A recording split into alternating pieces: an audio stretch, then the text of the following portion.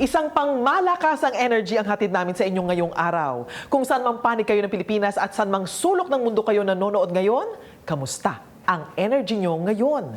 Ako po si Jasmine Romero at ito ang programang Full of Energy. Basta enerhiya, sagot kita. Kasama natin ang Director ng Energy Utilization Management Bureau ng Department of Energy, Mr. Patrick Aquino. Hello, Director Patrick. Kamusta ang energy mo ngayon? Para sa ating mga ka-energy, Jasmine, na nakatutok sa atin ngayon, 100% ang energy ko. Pwede pang tumaas, depende sa pag-uusapan natin. Kaya let's go, Jasmine, simulan na natin ito. Gina G si Director Patrick. Director, sa episode na ito, balikan natin ang mga topics na napag-usapan natin sa ibang episodes. Bilang panimula, ano ba ang halaga o importansya ng nuclear energy sa ating bansa? Ay, Jasmine, tulad ng ating previous episode, ang pinakamahalaga, Jasmine, ay yung pagpasok ng ating nuclear energy sa ilalim ng ating updated Philippine Energy Plan 2023-2050. Bahagi ang nuclear energy sa power generation mix. Ito'y magsisilbing anchor natin na magko-complement sa ating renewable energy para masigurado na low carbon ang ating future. Nangangahulugan po nito na kapag pumasok ang ating nuclear energy kasama ang renewable energy sa ating energy mix, siguradong supisyente ang supply ng ating kuryente. Bakit kailangan pang mas marami ang mag-invest sa nuclear energy dito sa Pilipinas? Well, kaya kailangan natin madaming mag-invest sa nuclear energy ay dahil malaki yung upfront cost nito, mga ka-energy. Nangangahulugan na sa simula, malaki ang igugugol nating mga resources, maging investment requirements ito. Pero kapag tumatakbo na ang ating mga plantang nuclear, mababa naman yung cost to operate nito. At ang life cycle nito or yung buhay ng planta ay humihigit na 40 hanggang 60 taon. So pangmatagalan rin siyang investment. Maraming salamat, Director Patrick. Kung nuclear energy kasi ang pinag-uusapan, great source sana ang nuclear energy, itong Bataan Nuclear Power Plant. Director Patrick, kung nuclear energy ang pinag-uusapan, syempre hindi mawawala sa usapin ang Bataan Nuclear Power Plant. Kaya ngayon, magbalik tanaw tayo kung ano ang istorya sa likod ng pagpapatayo ng Bataan Nuclear Power Plant noong panahon ni dating Pangulong Ferdinand Marcos Sr. at bakit hindi ito natuloy buksan. Panoorin po natin ito. I believe that it is time also to re-examine our strategy towards building nuclear power plants in the Philippines.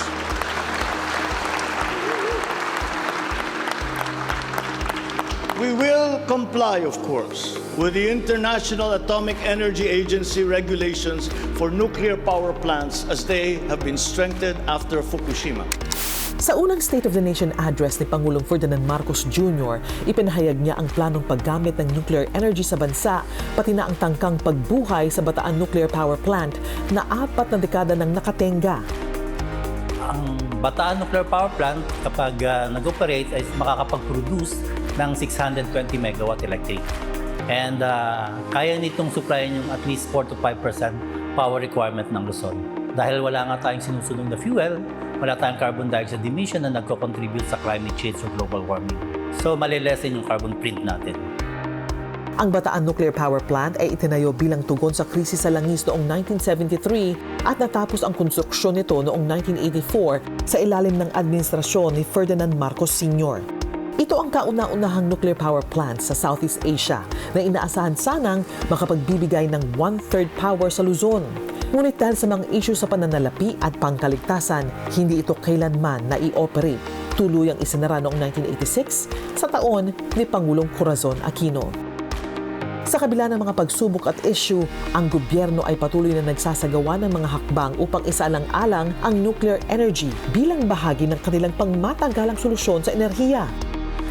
Makakatulong ang nuclear energy sa energy mix natin bilang pandagdag na source ng enerhiya.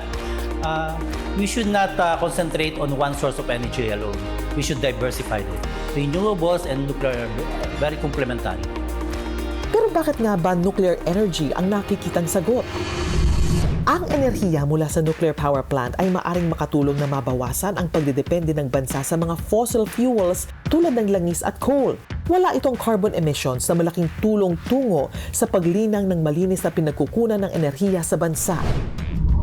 Kumpara sa tradisyonal na planta ng kuryente, stable at reliable ang enerhiyang napoproduce ng mga nuclear power plants. Uranium ang pangunahing fuel ng nuclear reactors. Sa maliit na volume nito, mas marami at mas malakas ang enerhiyang nalilikha.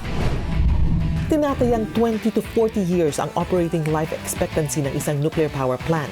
Bagaman mataas ang inisyal na gastos sa pagtatayo nito, ang mga operational at maintenance cost ay karaniwang mas mababa kumpara sa iba pang mga uri ng power plants sa katagalan. Marami mang bentahe. Mahalagang isaalang-alang ang mga potensyal na hamon tulad ng mga isyu ng kaligtasan, pagbuo ng waste management systems at ang pagkakaroon ng maayos na regulasyon at pamamahala. Isa sa mga pangunahing hamon kung bakit hindi mo push through yung nuclear energy dito sa bansa natin, isa sa palagay ko ay yung takot na mamayani na dala ng stigma na iniwan ng World War II. That was long way ago.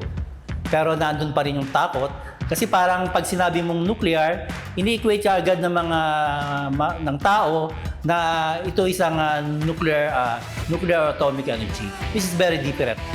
Learn the facts and discover the truth about nuclear energy.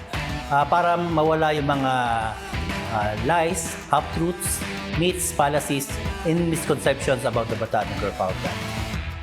Ang tangkang paggising sa tinaguriang sleeping giant at planong pagpapalawak ng paggamit ng nuclear energy sa Pilipinas ay maaaring magdala ng maraming benepisyo sa bansa. Ngunit, kailangan ang masusipang pag-aaral at maingat na pagpaplano upang matiyak na ito nga ang sagot sa hinihiling ng mga bata ng susunod na henerasyon.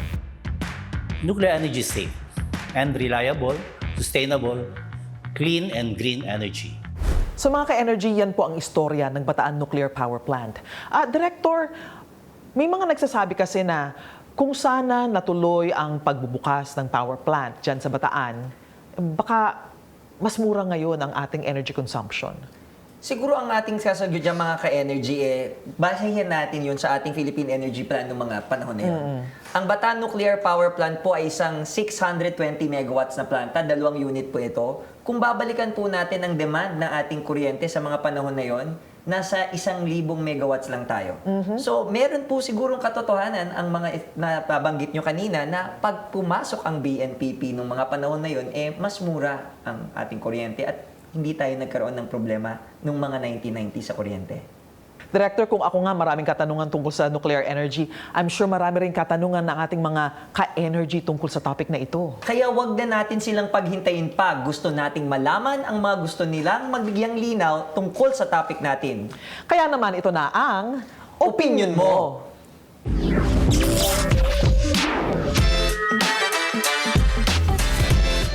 Patuloy na isinusulong ngayon ang pagbubukas ng nuclear power plant para sa energy efficiency ng bansa. $1 billion o 47 billion pesos ang kailangan para gumana ulit ang nuclear plant. Ayon sa ilang eksperto, masyado itong delikado lalo't malapit sa mga bahay. Plano ng pamahalaan na makipag-usap sa mga residente ng Bataan para muling buhayin ang kaisa-isang nuclear power plant. I believe that it is time also to re-examine our strategy towards building nuclear power plants in the Philippines.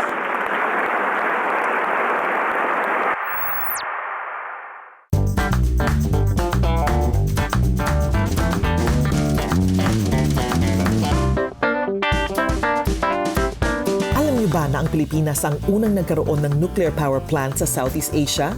Ito ay ang Bataan Nuclear Power Plant na itinayo sa panahon ni President Ferdinand Marcos Sr.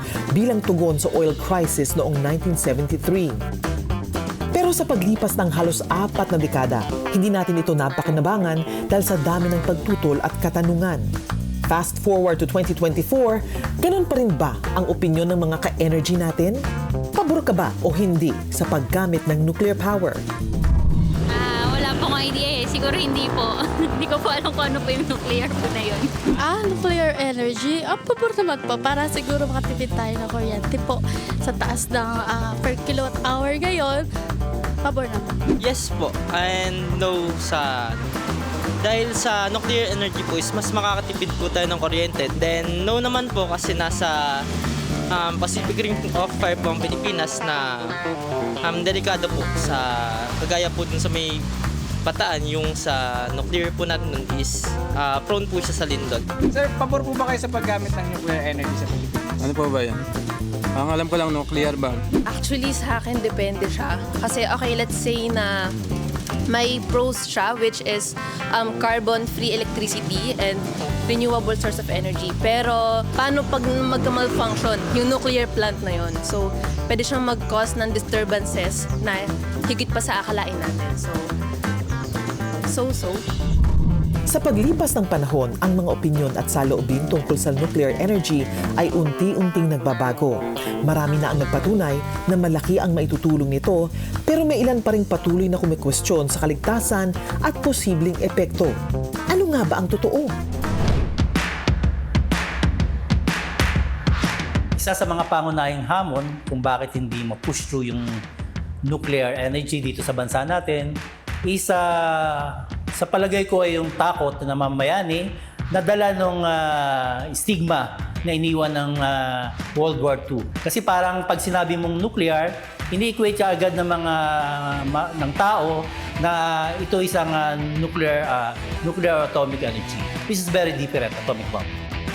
Well, nuclear energy is clean and green energy. Since we do not burn fuel, wala tayong carbon dioxide emission na nagko-contribute sa climate change o global warming. Ang teknolohiya nuclear ay magiging malaking tulong sa electricity production natin. And walang dapat ipag-alala ang mga tao kasi we are guided and guarded by our national regulatory body, which is the Philippine Nuclear Research Institute or the PNRI.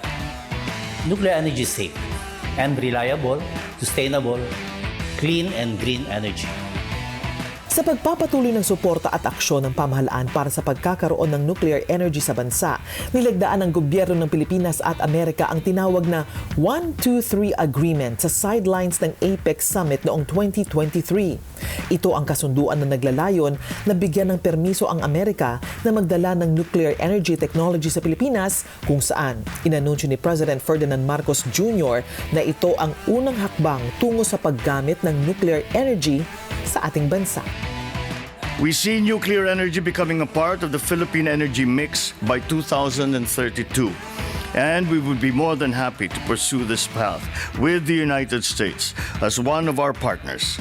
The signing of the Philippine-United States Agreement for Cooperation concerning peaceful uses of nuclear energy, or the 1-2-3 Agreement, is the first major step in this regard, taking our cooperation on capacity building further and actually opening the doors for U.S. companies to invest and participate in nuclear power projects in the country. Sa pagtutok ng administrasyon para makamit ang ligtas at murang pagkukunan ng enerhiya, nalalapit na sa katotohanan ang plano ng gobyerno na pababain ang singil sa kuryente. Pero sa pagpapatuloy nito, isa na lang ang natitirang katanungan. Ready ba ang Pilipinas sa nuclear power plant or nuclear energy? Ready na tayo. Nakagawa na nga tayo ng isa eh. Hindi lang nga na on switch, switch yung power niya. Pero nakagawa tayo. Hanggang ngayon, tumatayo pa. Hindi po tayo pinipilit ng ibang bansa. Pero kung mag-decide man kayo na magka-nuclear energy tayo at suportado ninyo, sisiguraduhin po ng gobyerno na to, ng administrasyon natin, na ready tayo. So, kung itatanong nyo po, kung kaya ba ng mga Pilipino magpatayo at mag-operate ng nuclear power plant, kayang-kaya kasi napakita na natin yan. Puro Pilipino po ang gumawa niyan mga 40 years ago. Even today, mas magaling na yung mga Pilipino, mas marunong na tayo, kaya naniniwala kami na kayang-kaya ng Pilipinas yan. Director, anong masasabi mo doon sa mga opinyon ng ating mga ka-energy? Well, nakakataba naman ng puso na bukas sila at meron silang kamalayan hinggil dito sa ating pinag-uusapan, lalong-lalo na sa nuclear. Director, pag-usapan natin yung plano ng gobyerno pagdating sa nuclear energy. Ano ba yung roadmap para sa Pilipinas? Ang roadmap natin, mga ka-energy, dito sa nuclear ay simple. Tinitignan natin na pagpasok ng taong 2032 ay meron na tayong 1,200 megawatts na galing sa nuclear power generation. Pagpasok ng taong 2035, meron na namang karagdagang 1,200 megawatts At sa 2040 and beyond, 2,400 megawatts. At least ito, Miss Jasmine, mga ka-energy. So nangangahulugan, pag mas madami po ang ating suporta ng publiko, mas madami pa pong kapasidad ng nuclear ang papasok sa ating bansa. Hopefully, wala na talagang brownout. Well, yun ang inaasahan natin. Lilinawin natin yan kagaya na napag-usapan natin sa mga previous episode. Ang mga nadadanas natin pag panahon ng tag-init ay hindi kakulangan ng supply.